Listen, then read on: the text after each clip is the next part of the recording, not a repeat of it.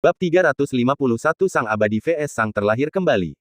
Chen Luo menatap Fang Yu di depannya, matanya penuh dengan niat membunuh. Berdasarkan ingatannya di kehidupan sebelumnya, dia mengetahui bahwa warisan yang paling penting ada di Gunung Berapi Ketujuh. Oleh karena itu, begitu dia memasuki pegunungan Flaming, dia segera mulai mendaki Gunung Berapi Ketujuh. Warisan dalam Gunung Berapi Ketujuh merupakan kristalisasi dari kultivasi yang ditinggalkan oleh Taoist Wuji, serta metode mentalnya yang unik. Warisan di 6 gunung berapi lainnya semuanya adalah benda-benda eksternal seperti senjata ajaib dan barang-barang pribadi lainnya, dan kepentingannya jauh lebih rendah dibandingkan dengan warisan di Gunung Berapi Ketujuh. Chen Luo berencana untuk mendapatkan warisan Gunung Berapi Ketujuh secepat mungkin, berhasil menerobos ke tahap jiwa baru lahir, dan kemudian menemukan cara untuk mendapatkan warisan 6 gunung berapi yang tersisa. Dan segala sesuatunya berkembang sesuai harapan Chen Luo. Karena Gunung Berapi Ketujuh tampak lebih tinggi daripada 6 gunung berapi lainnya, sangat sedikit pejuang yang memilih untuk mendaki Gunung Berapi Ketujuh. Chen Luo menggertakkan giginya, menatap tekanan yang sangat besar, dan mendekati puncak gunung berapi dengan kecepatan yang sangat cepat. Dia pikir tidak ada yang bisa menandinginya. Tetapi dia tidak menyangka bahwa begitu dia mencapai puncak gunung berapi, dia melihat Fang Yu bersiap untuk melompat ke kawah. Chen Luo telah lama mendambakan warisan Taoist Wuji. Itu adalah salah satu tujuan terpentingnya setelah terlahir kembali di dunia ini. Warisan dari orang kuat di tahap penyeberangan kesengsaraan sangat menggoda bagi setiap kultivator. Sekarang dia sudah sangat dekat untuk mendapatkan warisan itu, tidak mungkin dia akan membiarkan orang lain merebut prestasinya. Fang Yu menatap Chen Luo dengan wajah tanpa ekspresi. Sebelumnya, ketika mereka berada di Gunung Baichuan, Chen Luo telah menarik perhatiannya. Ada aura aneh tentang pria ini. Seolah-olah dia telah hidup selama bertahun-tahun. Namun, dari kata-kata dan ekspresi Chen Luo, Fang Yu tahu bahwa karena dia telah mengubah penampilannya, Chen Luo tidak dapat mengenalinya sebagai Fang Yu dari Gunung Baichuan. Melihat dua cincin bersinar di tangan Chen Luo, mata Fang Yu bergerak sedikit. Kedua cincin ini memancarkan dua aura yang sangat berbeda, tetapi memiliki kesamaan. Sama seperti cincin halus yang diperoleh Fang Yu sebelumnya, cincin itu memancarkan aura kuno. Cincin jenis apa itu? Fang Yu mengerutkan kening. Dia sepertinya pernah mendengar tentang senjata ajaib yang terdiri dari 3 cincin sebelumnya. Tetapi ingatan ini sangat samar dan Fang Yu tidak dapat mengingatnya untuk beberapa saat. Biarkan aku bertanya lagi, siapa dia? Chen Luo mengangkat alisnya yang tampan dan berbicara dengan suara dingin. Ia yakin tidak ada seorang pun di depannya, bahkan orang yang mengikutinya pun berada pada jarak yang sangat jauh. Dia seharusnya menjadi orang pertama yang mencapai puncak. Tapi Fang Yu di depannya lebih cepat darinya. Ini tidak mungkin. Kecuali, pada saat ini, Chen Luo melihat ke belakang Fang Yu. Setelah mencapai puncak gunung berapi, ia dapat melihat 6 gunung berapi di kejauhan. 6 sinar cahaya warna-warni yang muncul dari 6 kawah semuanya menghilang. Ini, wajah Chen Luo berubah. Dia telah mendaki gunung berapi itu dengan cepat dan baru saja mencapai puncak. Tapi warisan dari 6 gunung berapi lainnya telah dirampas semuanya. Bagaimana ini mungkin? Tidak mungkin para pejuang yang mendaki 6 gunung berapi lainnya bisa secepat itu. Satu-satunya kemungkinan adalah Fang Yu di depannya. Dia mencapai puncak gunung berapi tanpa Chen Luo menyadarinya sama sekali. Warisan di 6 gunung berapi lainnya, apakah dia juga mengambilnya? Dan sekarang dia akan mengambil warisan di Gunung Berapi Ketujuh. Memikirkan hal ini, ekspresi Chen Luo menjadi lebih dingin dan membunuh. Dia tidak punya waktu untuk memikirkan bagaimana Fang Yu melakukan ini. Satu-satunya hal yang dia pedulikan adalah dia harus mendapatkan warisan di Gunung Berapi Ketujuh. Fang Yu di depan kita adalah ancaman besar, jadi mari kita bunuh dia dulu. Memikirkan hal ini, Chen Luo berhenti bertanya. Auranya meledak, lalu sosoknya melesat, menembus udara seperti anak panah tajam, melesat ke arah Fang Yu.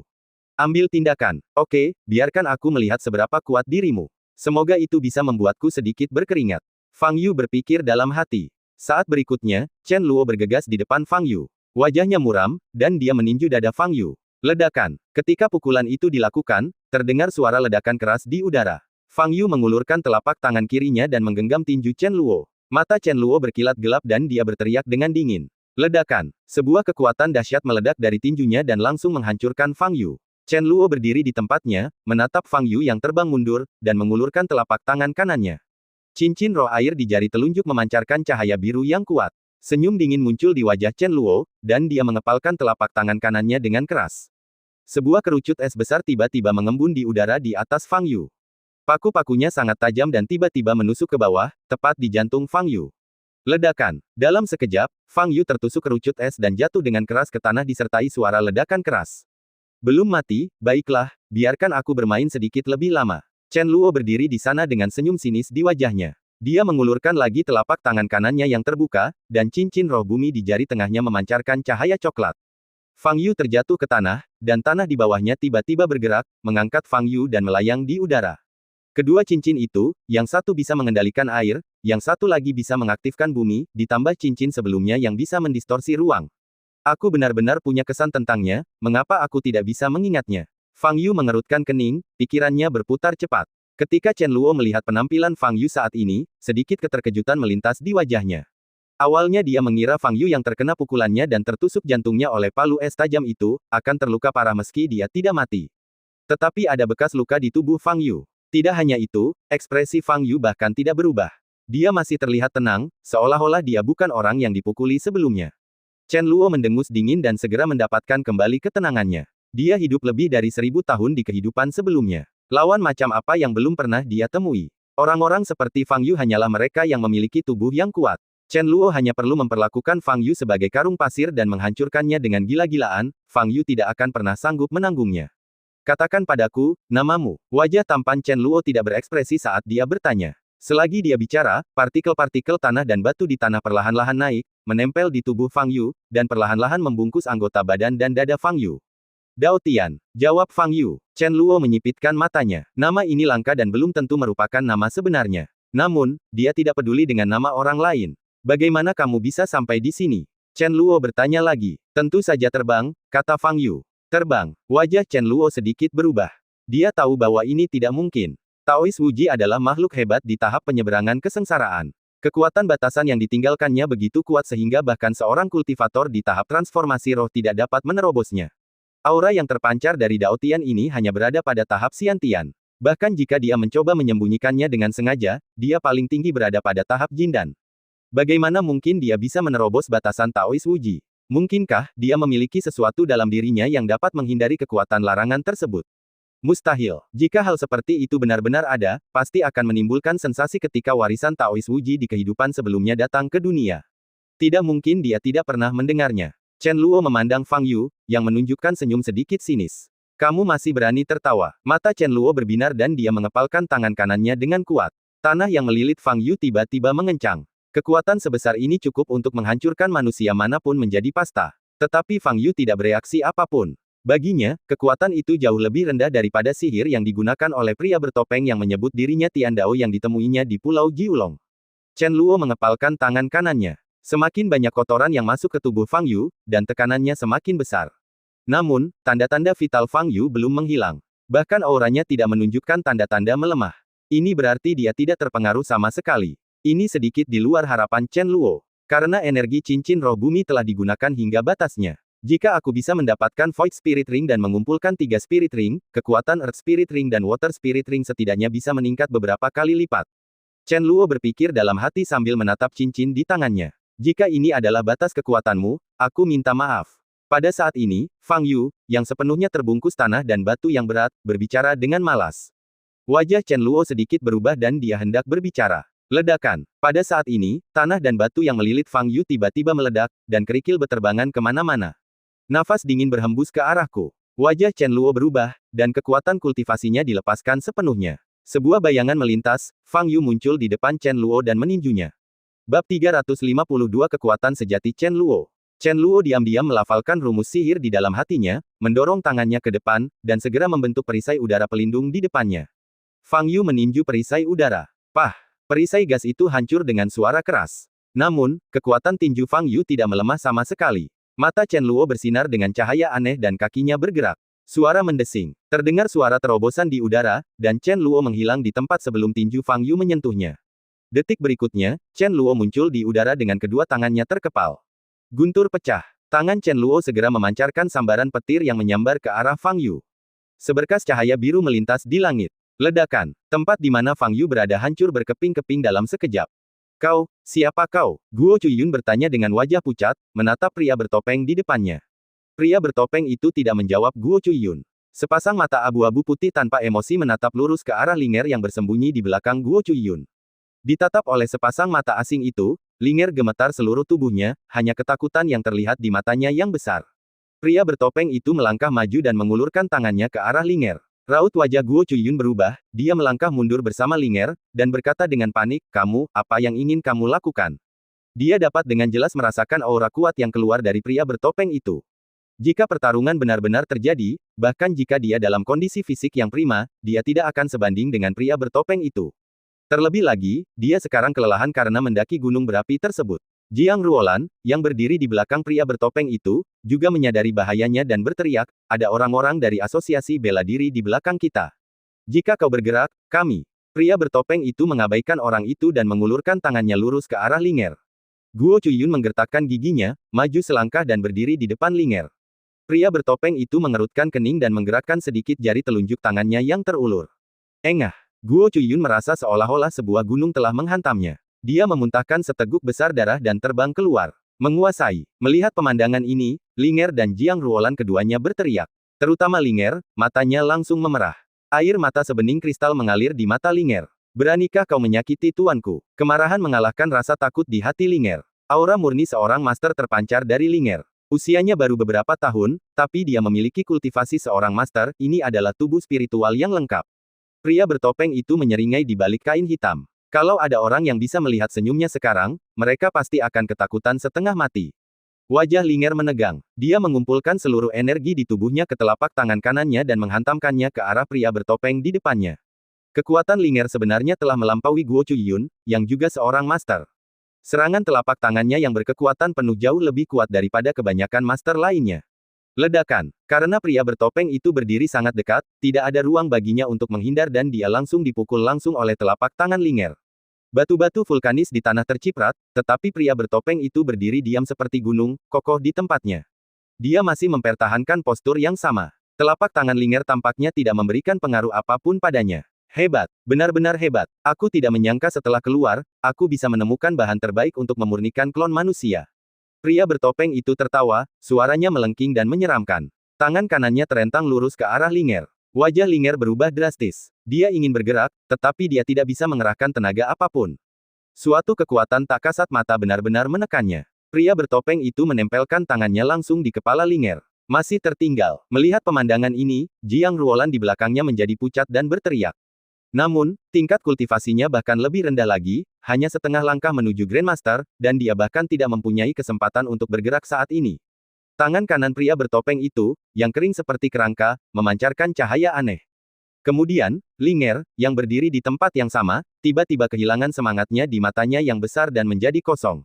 Kita bisa mulai memurnikannya sekarang. Pertama, kita perlu menghilangkan jiwa asli di tubuhnya. Pupil mata lelaki bertopeng itu berwarna putih keabu-abuan bersinar terang, dan dia diam-diam melafalkan mantra sihir di dalam hatinya. Ledakan. Pada saat itu, terdengar suara keras dari puncak gunung berapi yang menyebabkan getaran. Pria bertopeng itu menghentikan apa yang sedang dilakukannya dan melihat ke puncak gunung. Beberapa orang telah mencapai puncak gunung, dan pasti ada lebih dari satu kelompok. Kedua belah pihak telah mulai bertempur. Pria bertopeng itu datang ke pegunungan berapi-api dengan tujuan awal untuk mendapatkan warisan. Penemuan Linger, makhluk yang sepenuhnya spiritual, hanyalah keuntungan yang tak terduga. Sekarang kedua belah pihak yang telah mencapai puncak gunung sedang bertarung. Jika pria bertopeng mencapai puncak gunung, dia akan dapat mengambil inisiatif. Seluruh tubuh roh telah ditangkap dan dapat disempurnakan kemudian. Memikirkan hal ini, pria bertopeng itu berbalik menatap Linger dengan mata kosong dan melambaikan tangan kanannya ke depan. Bas! Semburan cahaya putih muncul, dan sosok Linger menghilang dari tempatnya. Masih tertinggal. Jiang Ruolan menangis terseduh-seduh. Pada saat ini, pria bertopeng itu telah berbalik dan melanjutkan pendakian ke puncak gunung. Tekanan pada tubuhnya menghilang, tubuh Jiang Ruolan melunak dan dia terjatuh ke tanah. Dia memandang Guo Chunyun yang terbaring di kejauhan, wajahnya berubah, dan dia bergegas maju. Pada saat ini, mulut Guo Chunyun penuh dengan darah, tetapi dia tidak pingsan. Linger, Guo Chunyun berbicara dengan susah payah karena dia sedang sekarat. Tuan, Linger, dia dibawa pergi oleh pria itu, kata Jiang Ruolan sambil menangis. Guo Chunyun tampak putus asa. Di puncak gunung, Fang Yu dan Chen Luo masih bertarung. Selama pertarungan, Fang Yu pada dasarnya telah mengetahui kekuatan Chen Luo. Dalam hal bidang kehormatan bela diri, Chen Luo adalah orang terkuat yang pernah ditemuinya. Kekuatan Chen Luo sudah mendekati kekuatan Zheng Yan yang berada di level Martial Saint. Dalam dunia seni bela diri saat ini, orang seperti itu dianggap monster. Selama pertarungan dengan Fang Yu, Chen Luo jelas masih memiliki sedikit kekuatan tersisa. Namun, level ini tidak cukup bagi Fang Yu untuk menganggapnya serius. Jangan buang-buang waktu. Fang Yu menghindari serangan Chen Luo, melesat, muncul di samping Chen Luo, dan menendang Chen Luo. Wajah Chen Luo sedikit berubah, dan dia segera mengaktifkan keterampilan tubuhnya, melesat mundur dan memberi jarak antara dirinya dan Fang Yu. Chen Luo secara bertahap beradaptasi dengan irama pertempuran, tetapi Fang Yu tiba-tiba mempercepat, membuatnya lengah dan mengejutkannya di saat yang sama. Dia awalnya mengira Fang Yu telah mencapai puncaknya pada pertarungan sebelumnya. Tetapi saya tidak menyangka Fang Yu benar-benar dapat melaju lebih cepat. Ini berarti Fang Yu belum menggunakan kekuatan penuhnya sebelumnya. Tentu saja, Chen Luo hanya menggunakan sekitar 70% dari kekuatannya. Di mata Chen Luo yang telah menjalani dua kehidupan, dia tidak memiliki saingan sama sekali. Dewasa ini, para guru besar bela diri, bahkan para santo bela diri yang disegani di dunia bela diri, bagaikan semut di matanya. Itu hanya tahap Jindan dan tahap Yuanying. Dalam kehidupan sebelumnya, saat dia berada di puncak tahap transformasi spiritual, dia bisa membunuh selusin karakter seperti itu hanya dengan satu tamparan. Tapi sekarang, menghadapi Fang Yu, Chen Luo sebenarnya merasakan sedikit tekanan. Orang ini tampaknya berbeda dari prajurit lainnya. Dia jauh lebih kuat dari yang dibayangkan Chen Luo. Baiklah, kalau begitu aku akan menunjukkan kekuatanku yang sebenarnya. Mata Chen Luo dingin, dan aura di tubuhnya meledak lagi. Pada saat yang sama, bayangan hitam besar muncul di belakangnya, dan gambaran wajah hantu yang terdistorsi muncul. Aura kematian yang sangat dingin dan mengerikan terpancar dari tubuh Chen Luo.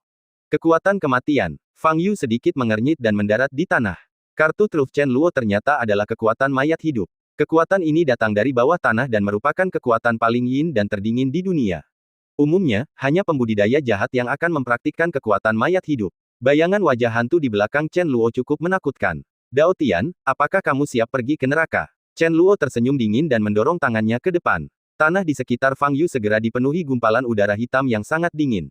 Udara hitam berubah menjadi wajah hantu yang terdistorsi satu demi satu di udara. Setiap wajah hantu membuka mulutnya lebar-lebar dan mengeluarkan raungan menyeramkan ke arah Fang Yu.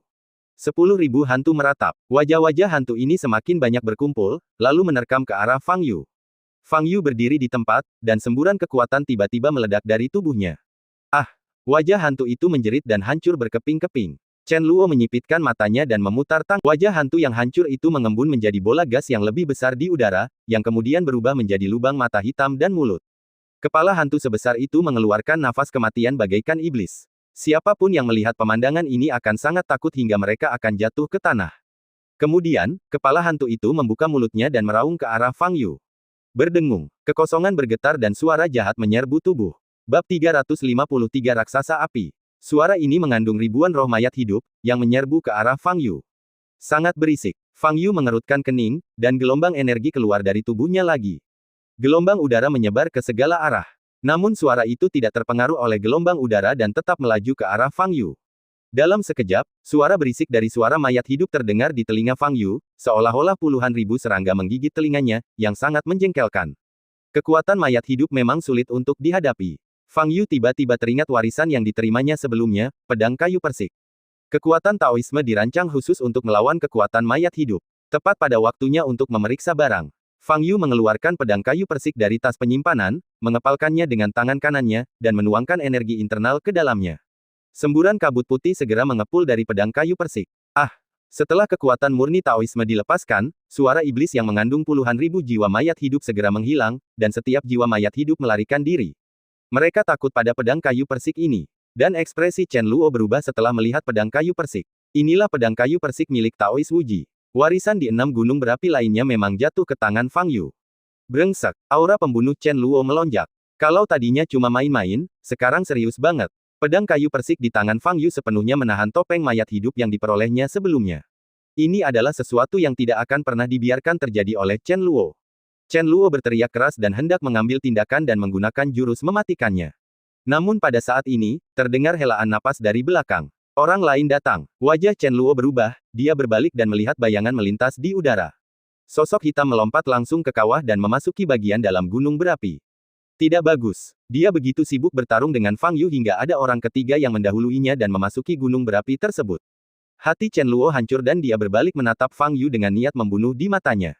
Tetapi dibandingkan dengan membunuh Fang Yu, warisan Taois Wuji lebih penting. Warisan Taois Wuji adalah bagian penting untuk menjadi yang tertinggi dalam kehidupan ini, dan tidak boleh ada kesalahan. Memikirkan hal ini, kekuatan kematian dalam tubuh Chen Luo segera menghilang. Dia mengabaikan Fang Yu dan bergegas menuju kawah secepat yang dia bisa. Namun saat ia hendak menyentuh berkas cahaya di kawah dan memasuki bagian dalam gunung berapi itu, sebuah kekuatan dahsyat menghantam bahu kanannya.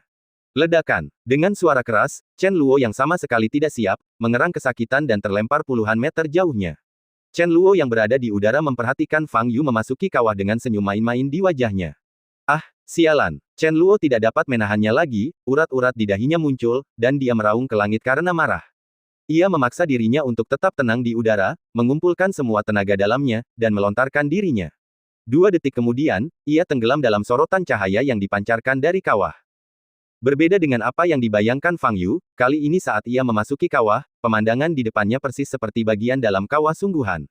Di sekelilingnya terdapat dinding-dinding batu gunung berapi, dan ratusan meter di bawahnya terdapat magma panas yang bergulir perlahan. Di mana warisan itu disembunyikan? Fang Yu menyipitkan matanya dan melirik ke bawah. Pada saat ini, Chen Luo juga memasuki gunung berapi. Dia berbeda dari Fang Yu. Begitu dia memasuki gunung berapi, dia tampaknya memiliki tujuan dan bergegas menuju magma di bawah. Anak ini tahu lokasi warisan itu. Fang Yu sedikit mengernyit, lalu segera mengikuti. Pada saat ini, sudah ada sosok di permukaan lapisan magma. Itu pria bertopeng. Pria bertopeng itu tengah berpikir seraya memandang magma yang bergulir di bawah kakinya, memancarkan semburan udara panas. Di dalam gunung berapi ini, tidak ada yang lain. Karena pemilik tanah warisan telah menetapkan begitu banyak batasan, jelaslah bahwa ia juga akan menyiapkan pengujian di sini. Apa itu tes? Kemungkinan besar kita perlu menyelam ke dalam magma untuk menemukan lokasi warisan itu. Memikirkan hal ini, pria bertopeng itu segera mulai membuat gerakan tangan. Cahaya perak muncul di tubuhnya, lalu menutupi permukaan tubuhnya. Engah. Lalu, pria bertopeng itu tenggelam ke dalam magma panas tanpa ragu-ragu. Wajah Chen Luo berubah saat dia melihat pria bertopeng itu menyelam ke dalam lahar. Dia tidak menyangka pria bertopeng itu begitu tegas. Berdasarkan ingatannya di kehidupan lampau, warisan yang ada di dalam gunung berapi ketujuh itu memang mengharuskannya menyelam ke dalam magma dan menyelam hingga ribuan meter untuk menemukannya. Suhu magma sedikitnya 1000 derajat Celcius. Tidak peduli seberapa tinggi tingkat kultivasi seorang kultivator, jika dia membenamkan dirinya di dalamnya seperti ini, dia akan terbakar menjadi abu. Oleh karena itu, Chen Luo menyiapkan senjata sihir tingkat atas. Saat dia mendekati permukaan magma, Chen Luo segera mengeluarkan senjata ajaib. Benda ini berupa benda bulat, seukuran bola mata, dan menyerupai permata. Manik es. Ini adalah senjata sihir pertahanan. Chen Luo melantunkan mantra, dan manik es di tangannya segera memancarkan cahaya biru, menutupi tubuhnya. Kemudian, Chen Luo terjun ke magma tanpa ragu-ragu dan tenggelam. Dia harus menemukan warisan itu sebelum pria bertopeng dan menerimanya. Jika tidak, semua usaha Anda akan sia-sia. Keduanya sangat kejam. Fang Yu juga muncul ke permukaan magma dan berpikir dalam hati. Bahkan di permukaan magma, suhunya sudah cukup tinggi. Sol sepatu Fang Yu telah meleleh. Namun, dengan kekuatan fisik Fang Yu saat ini, dia secara alami tidak takut dengan suhu magma. Namun, karena dia tidak yakin apakah benar-benar ada warisan di bawah magma, Fang Yu tidak ingin mandi di magma. Meskipun lahar itu tidak dapat membahayakannya, tetapi pasti akan membuatnya sangat tidak nyaman. Fang Yu melepaskan indera spiritualnya dan menjelajahi bawah magma. Apa yang muncul di pandangannya adalah magma emas. Kemudian, dia melihat Chen Luo dan pria bertopeng. Dia lagi. Saat dia melihat pria bertopeng itu, Fang Yu mengerutkan kening. Sebelumnya, dia pernah bertarung dengan 2 klon pria bertopeng, sekali di Huamanlou di Jiangnan dan sekali di Pulau Kowloon. Tak disangka, saya ketemu satu lagi di sini. Berapa banyak klon yang dimiliki orang ini? Fang Yu berpikir dalam hati. Kesadaran spiritual Fang Yu masih menjelajah ke bawah. Semakin dalam Anda menyelami, semakin sedikit informasi yang dapat Anda terima. Fang Yu bersiap menarik kembali kesadaran spiritualnya. Ledakan. Tetapi pada saat ini, suara keras datang dari dasar magma. Lalu, magma di permukaan mulai bergulung kencang, bahkan menimbulkan gelombang. Benar-benar ada sesuatu di bawahnya. Mata Fang Yu bergerak sedikit dan tubuhnya terangkat. Ledakan. Seluruh gunung berapi berguncang. Dinding batu vulkanik di atas mulai menjatuhkan puing-puing. Fang Yu perlahan bangkit, memejamkan mata dan menempelkan jari di dahinya. Setelah beberapa saat, dia membuka matanya lagi, matanya bersinar merah, dan karakter putih muncul di pupilnya. Fang Yu menatap magma di bawah dan segera melihat garis besar-besar perlahan naik dari dasar magma, dan garis besar itu juga perlahan membesar. Ini, Fang Yu memperbesar pandangannya dan melihat sepasang mata besar bersinar dengan cahaya. Kemudian, Chen Luo dan pria bertopeng itu bergegas keluar dari lahar satu demi satu. Mereka merasakan krisis besar di bawah magma. Warisan memang tidak begitu mudah diperoleh. Chen Luo yang melayang di udara, mendongak ke arah Fang Yu, lalu melirik pria bertopeng yang tidak jauh darinya, wajahnya sangat muram. Perkembangannya telah melampaui rencana awalnya. Dari ingatan kehidupan sebelumnya, dia hanya tahu bahwa warisan itu ditemukan di bawah magma gunung berapi ketujuh. Tetapi dia tidak tahu bahwa ada monster sebesar itu di bawah magma. Apakah ini ujian terakhir yang ditetapkan oleh Taoist Wuji? Ledakan. Fluktuasi magma permukaan menjadi semakin ganas. Ini juga menunjukkan bahwa makhluk besar di bawah magma akan segera keluar dari magma. Setelah sekitar 10 detik, sebuah benda menyerupai gunung yang terbungkus magma emas tiba-tiba muncul dari pusat magma. Saat objek seperti gunung ini perlahan naik, bentuknya akan segera terlihat. Ini raksasa. Hal pertama yang muncul dari lava adalah kepalanya, kepala besar seukuran bukit, dengan diameter hampir 50 meter. Kemudian tubuhnya pun ikut terangkat ke magma. Tak lama kemudian, seluruh raksasa itu berdiri di depan mata mereka. Ia memiliki tubuh yang tingginya lebih dari 100 meter dan memiliki 4 anggota badan. Setiap bagian tubuhnya terbuat dari batuan vulkanik berwarna gelap, dan terdapat banyak retakan di atasnya dengan magma berwarna emas yang mengalir di atasnya. Dan di punggung raksasa itu, ada sepasang sayap batu yang panjangnya hampir 100 meter. Siapapun akan terkejut melihat makhluk sebesar itu muncul di depan mata mereka. Kecuali Fang Yu. Fang Yu pernah melihat makhluk yang bahkan lebih besar dari raksasa ini sebelumnya, jadi dia tidak terlalu terkejut saat ini. Chen Luo berdiri di sana dengan linglung, matanya penuh keterkejutan dan wajahnya serius. Dia harus menyingkirkan raksasa ini sebelum dia dapat memperoleh warisan Taoist Wuji. Terlalu sulit. Tepat saat Chen Luo dan pria bertopeng itu linglung, kepala raksasa itu tiba-tiba menoleh. Ia memandang Chen Luo dan pria bertopeng yang terbang di kedua sisi, lalu mengayunkan lengan kanannya yang besar. Ledakan. Dalam penglihatan Chen Luo, seakan-akan ada gunung yang menimpanya. Wajahnya berubah dan dia segera menggunakan keterampilan tubuhnya untuk bangkit. Pria bertopeng itu melakukan hal yang sama. Cahaya putih memancar dari tubuhnya, lalu dia muncul hampir 200 meter di udara.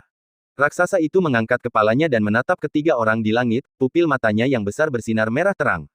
Tiba-tiba perhatiannya terpusat pada Fang Yu, yang berada paling jauh darinya.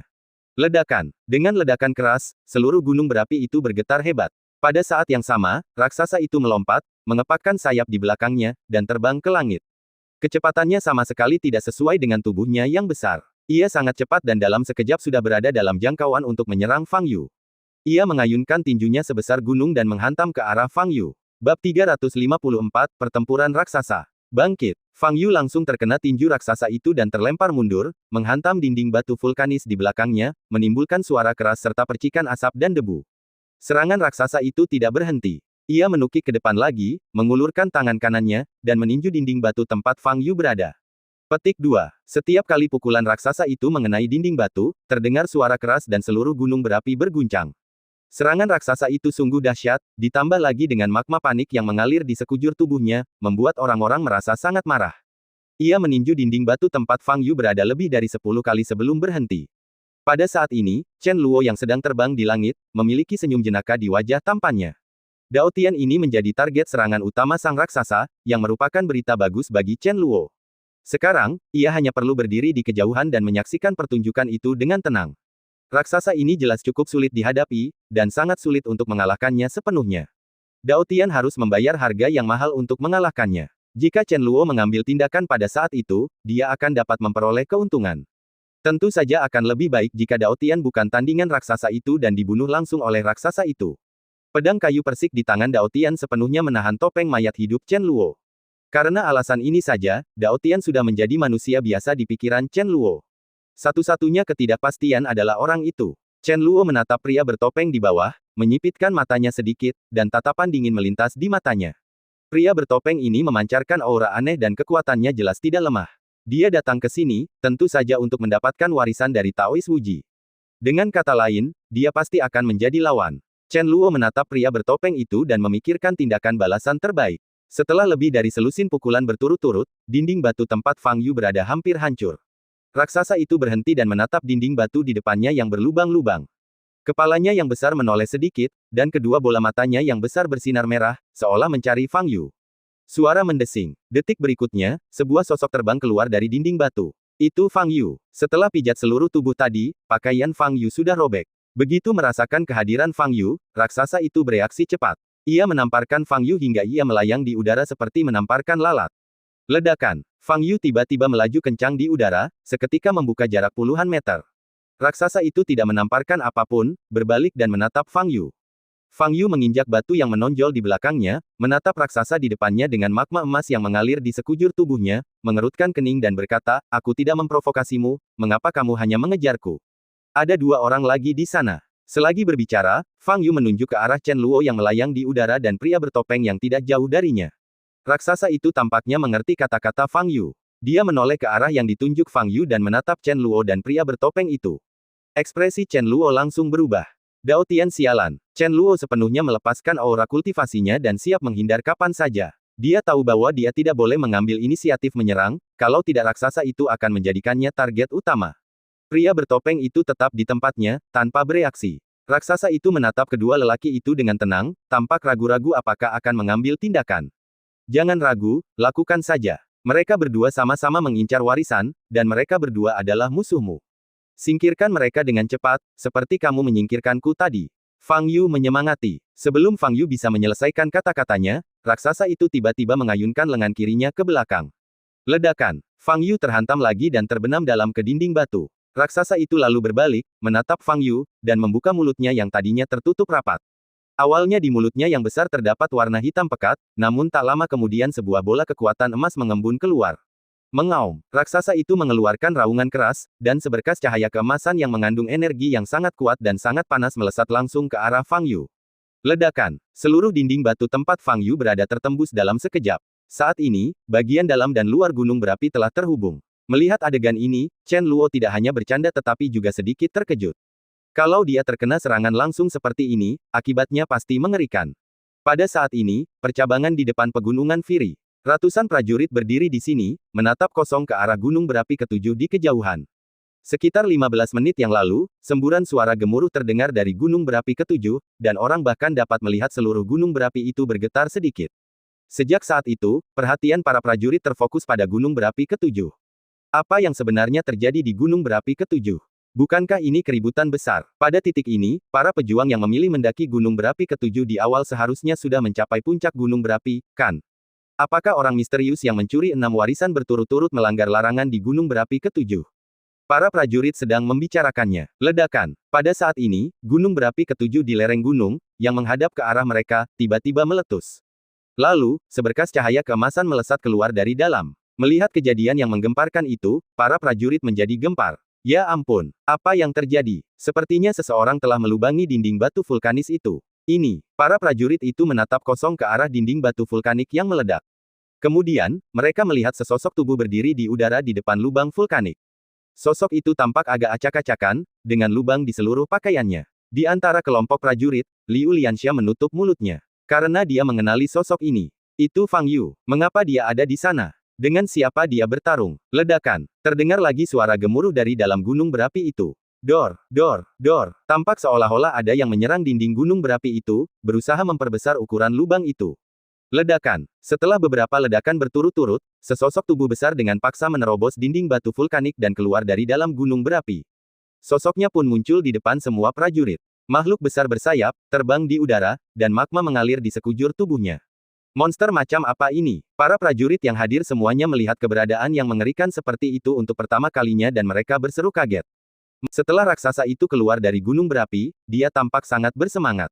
Dia meraung ke langit dan merentangkan tangannya untuk memukul dadanya, membuat serangkaian suara teredam. Para prajurit menjadi pucat dan mundur tanpa sadar. Ketakutan yang dibawa raksasa ini kepada mereka jauh lebih besar daripada ketakutan yang ditimbulkan terhadap makhluk hidup lainnya. Ukurannya yang besar dan aura yang dipancarkannya membuat para prajurit merasa tercekik. Di hadapan raksasa ini, para jagoan bela diri itu tampak sekecil semut. Setelah meraung lebih dari 10 detik, raksasa itu tiba-tiba meninju udara di depannya. Posisi itu persis di mana Fang Yu berada. Melihat kejadian itu semua prajurit pun berseru serempak. Bas! Tubuh Fang Yu secepat kilat dan dia dengan mudah menghindari pukulan raksasa itu. Serangan raksasa itu sangat dahsyat, mencapai batas tubuhnya yang besar. Pria bertopeng dan Chen Luo terbang keluar dari lubang di belakang. Setelah dinding batu vulkanis itu hancur, kekuatan terlarang di dekatnya pun menghilang. Sekarang mereka bisa terbang dengan mudah. Melihat Fang Yu yang diserang dengan ganas, senyum di wajah Chen Luo menjadi lebih cerah. Dia tahu jika ini terus berlanjut, Fang Yu tidak akan mampu bertahan. Namun dia punya cara sendiri untuk menghadapi raksasa ini. Chen Luo mengangkat tangan kanannya dan menatap cincin roh bumi di jari telunjuknya dengan tatapan dingin di matanya. Tubuh raksasa api ini terbuat dari batu.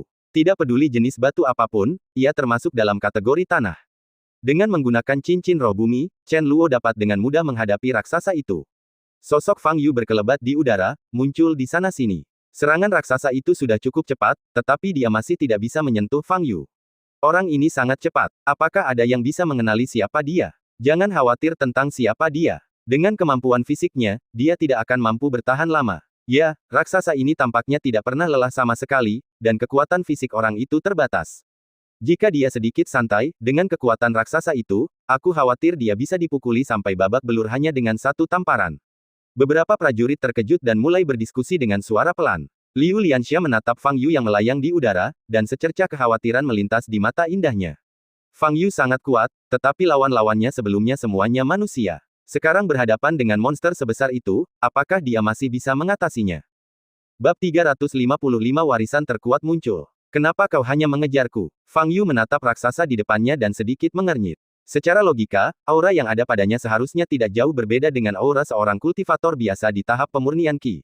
Tetapi raksasa itu terus mengejarnya, jelas tertarik oleh auranya. Mungkinkah ia tahu bahwa aku adalah ancaman terbesar, jadi ia ingin membunuhku terlebih dahulu? Pikir Fang Yu, tampaknya raksasa ini memiliki tingkat kecerdasan tertentu. Struktur tubuhnya harusnya mirip dengan boneka, seperti manusia batu yang ditemui di Gunung Shirakawa sebelumnya, ia adalah roh penjaga. Warisan terpenting yang ditinggalkan oleh Taoist Wuji dijaga oleh raksasa ini. Ini juga merupakan ujian terakhir yang ditetapkan oleh Taoist Wuji. Wah, itu tidak menyenangkan. Setelah memahami situasinya, Fang Yu menghindar dan melangkah mundur, menciptakan jarak antara dirinya dan raksasa itu. Sayap raksasa di belakangnya mengepak cepat dan menerkam ke arah Fang Yu. Kali ini, Fang Yu tidak menghindar, melainkan langsung menyerbu ke arah raksasa itu. Melihat kejadian itu, para prajurit di kejauhan menjadi gempar. Chen Luo dan pria bertopeng, yang lebih dekat, keduanya mengubah ekspresi mereka. Fang Yu benar-benar memilih untuk mengambil inisiatif. Suara mendesing. Fang Yu terbang di udara, membuat ledakan sonik yang tajam. Raksasa itu mengayunkan tinjunya yang besar ke tubuh Fang Yu. Ya, saling pukul saja seperti ini. Fang Yu tidak menghindar sama sekali, dan menghadapi tinju besar seperti gunung itu dengan tangan kanannya. Ukuran tinjunya mungkin hanya beberapa ratus kali lipat ukuran tinju raksasa itu. Tinju kedua belah pihak saling beradu, dan bagi orang luar, kelihatannya Fang Yu lebih menggunakan tubuhnya untuk memukul tinju raksasa itu. Di mata para prajurit di sekitarnya, tindakan ini bagaikan seekor ngengat yang terbang menuju api, niscaya mencari kematian. Ledakan. Detik berikutnya, tinju raksasa itu bertabrakan langsung dengan tinju Fang Yu. Ledakan itu bergema di langit. Semua orang menyaksikan tinju raksasa itu tiba-tiba meledak. Batu-batu hitam yang dikepalkan itu berterbangan ke segala arah. Melihat pemandangan ini, semua orang tercengang, menatap Fang Yu yang masih berdiri di udara, mata mereka melotot. Bagaimana ini mungkin? Dengan pukulan ini, apakah tinju raksasa itu yang meledak? Sosok itu, sekecil semut di hadapan raksasa, baik-baik saja. Bukan hanya para prajurit itu saja, bahkan Chen Luo dan pria bertopeng pun merasa ngeri pada saat ini. Chen Luo telah memikirkan metode serangan Fang Yu, tetapi dia tidak menyangka bahwa Fang Yu akan memilih untuk berhadapan langsung dengan raksasa itu, dan bahkan memperoleh keuntungan mutlak dalam konfrontasi tersebut. Kalau dia jadi dia, yang menghadapi pukulan raksasa itu, mungkin tidak ada jalan lain kecuali menghindar. Seberapa kuat serangan Fang Yu tadi? Saat bertarung denganku sebelumnya, Dao Tian ini bahkan tidak menggunakan kekuatan penuhnya. Memikirkan hal ini, wajah Chen Luo menjadi sangat muram. Pria bertopeng yang tidak jauh dari sana menatap Fang Yu. Ekspresinya tidak terlihat melalui pupil abu-abunya, tetapi alisnya berkerut. Ia merasa bahwa orang di depannya tumpang tindih dengan sosok yang ada dalam ingatannya. Akan tetapi, itu adalah kenangan dari dua klon lainnya yang hancur, dan tampak sangat samar pada klon ini. Untuk sementara, identitasnya tidak dapat dikonfirmasi. Tinjunya meledak seketika, dan raksasa itu tampak tertegun sejenak. Namun ia segera sadar, mengangkat tangan kirinya dan memukul Fang Yu. Lalu aku akan membongkarnya perlahan-lahan. Fang Yu tersenyum dingin, dan menghadapi tinju raksasa yang datang, dia meninju lagi dengan tangan kanannya. Tinju kedua pria itu bertabrakan untuk kedua kalinya. Ledakan. Terdengar suara keras lainnya. Di tengah seruan para prajurit, tinju kiri raksasa itu meledak. Dan kali ini bukan hanya tinju. Bahkan seluruh lengan di belakang kepalan tangan itu retak lapis demi lapis, lalu meledak dengan suara dentuman keras. Raksasa itu kehilangan seluruh lengan kirinya. Setelah dua putaran pertarungan, si raksasa benar-benar tak diuntungkan. Tidak, ini bahkan tidak bisa disebut kerugian. Harus dikatakan bahwa Fang Yu benar-benar menghancurkan raksasa itu. Setelah melihat lengan kiri raksasa itu meledak, wajah Chen Luo berubah total. Dia tahu bahwa perkiraannya sebelumnya tentang kekuatan Dao Tian adalah kesalahan besar. Kekuatan sejati pria ini jauh lebih besar daripada apa yang dia tunjukkan dalam pertarungan sebelumnya. Menghadapi raksasa ini, Chen Luo mungkin dapat menggunakan cincin roh bumi untuk mengalahkannya. Tetapi dia tidak dapat melakukan apa yang dilakukan Fang Yu, menghadapi raksasa itu secara langsung dan menghancurkannya. Ini berarti fakta. Tidak peduli betapa enggannya Chen Luo, dia harus mengakui bahwa dia bukanlah tandingan Dao Tian saat ini. Sialan, dari mana Dao Tian ini berasal? Sialan, Chen Luo mengepalkan tangannya, matanya dipenuhi amarah dan keengganan. Sebelum hari ini, dia bertekad untuk mendapatkan warisan Taois Wuji. Setelah menyerap kristalisasi kultivasi Taois Wuji, dia dapat dengan mudah menerobos ke tahap jiwa baru lahir, dan bahkan dapat langsung naik 2 tingkat ke tahap tengah tahap jiwa baru lahir. Selain kristalisasi kultivasinya, ia juga mampu memperoleh metode mental unik dari Taois Wuji. Metode mental ini dapat dikatakan sebagai metode mental yang selama ini diimpikannya. Jika dia bisa menguasainya, perjalanan kultivasi Chen Luo di masa depan akan jauh lebih mudah. Namun kini, warisan Taois Wuji ada tepat di depannya, tetapi semakin lama semakin jauh darinya. Selain Dao Tian yang jelas-jelas bukan tandingan lawannya, ada pula pria bertopeng yang kekuatannya belum diketahui. Sangat sulit untuk mendapatkan warisan Taois Wuji, hampir mustahil. Kecuali, Chen Luo bisa membiarkan pria bertopeng dan Dao Tian bertarung terlebih dahulu, dan keduanya akan terluka. Tetapi siapapun yang dapat mencapai titik ini bukanlah orang bodoh. Rencana Chen Luo sulit dilaksanakan. Sialan, kalau saja aku sudah mendapatkan Void Ring dan mengumpulkan 3 Spirit Ring sebelumnya, aku tidak akan bersikap pasif seperti ini hari ini. Chen Luo merasa sangat kesal. Sementara Chen Luo sangat cemas, Fang Yu sudah memotong-motong raksasa itu. Setelah lengan kiri adalah tangan kanan raksasa, dan kemudian kedua kakinya. Kecepatan Fang Yu begitu cepat sehingga dia meninggalkan bayangan di udara. Terdengar suara gemuruh dari seluruh tubuh raksasa itu, diikuti oleh ledakan kerikil. Setelah kehilangan anggota tubuhnya, raksasa itu hampir tidak dapat melawan. Kepalanya terus berputar, menatap ke arah Fang Yu berada, dan membuka mulutnya lebar-lebar. Ia ingin menembakkan meriam energi lain, tetapi Fang Yu tidak memberinya kesempatan. Boneka apapun memiliki kelemahan fatal, yaitu tidak cukup lincah. Ini juga merupakan perbedaan terbesar antara boneka dan manusia. Pada saat yang sama, karena keterbatasan struktur tubuhnya, sarana serangan boneka juga terbatas. Misalnya, raksasa di depan kita hanya mempunyai 2 cara menyerang, yakni menembakkan mulutnya atau mengayunkan tinjunya. Akan tetapi, evaluasi ini bersifat relatif. Raksasa itu tidak cukup lincah karena lawannya adalah Fang Yu. Kalau ada pendekar lain yang mendapat serangan seperti yang dialami raksasa tadi, dia pasti tidak akan mampu menghindar dan pasti sudah hancur berkeping-keping karena tamparan itu. Raksasa yang diciptakan oleh Taois Wuji ini ukurannya sangat besar, namun ia tidak hanya dapat terbang, tetapi juga memiliki kecepatan yang tinggi, sungguh menakjubkan. Fang Yu telah membuat boneka sebelumnya, dan dia tahu berapa banyak energi dan sumber daya yang dibutuhkan untuk membuat boneka seukuran raksasa. Menemukan bahan cor yang cukup kuat saja merupakan tugas yang berat. Belum lagi desain struktur anggota tubuh selanjutnya, yang melibatkan pengetahuan dari semua aspek. Mungkin butuh waktu puluhan tahun bagi Taois Wuji untuk membuat boneka sebesar itu. Dan sekarang, Fang Yu menghancurkan boneka ini sedikit demi sedikit. Jangan salahkan aku, akulah yang memulainya lebih dulu. Fang Yu berpikir dalam hati. Hanya dalam beberapa puluh detik, yang tersisa dari raksasa itu hanyalah tubuh dan sayap yang mengepak di belakangnya. Warisan Taois Wuji belum muncul. Apakah ini berarti raksasa ini harus dihancurkan sepenuhnya? Fang Yu sedikit bingung. Kemudian, Fang Yu ingin terus menyerang raksasa itu. Pada saat ini, mata raksasa itu tiba-tiba bersinar dengan cahaya putih yang menyilaukan. Raksasa itu mengepakkan sayapnya dengan kuat dan terbang ke langit. Saat pendakian, seberkas cahaya muncul di atas kepala raksasa itu. 7 total. 7 warna. Raksasa itu naik ke ketinggian tertentu dan berhenti. Tubuh utamanya terpisah dari kepalanya dan jatuh ke bawah. Yang tertinggal di udara hanyalah kepala raksasa itu. Pada saat yang sama, ledakan energi spiritual murni terpancar dari kepala raksasa itu. Puncak kepala raksasa itu sebenarnya adalah area berbatu dengan diameter puluhan meter. Pada saat ini, cahaya putih tiba-tiba muncul di tengah kepalanya, membentuk sebuah lingkaran. Chen Luo, yang tidak jauh dari sana, melihat pemandangan ini dan matanya bersemangat. Warisan dalam gunung berapi ke-7 telah muncul di dunia. Selama Anda berdiri di lingkaran cahaya itu, Anda dapat memperoleh warisan terkuat dari Taois Wuji.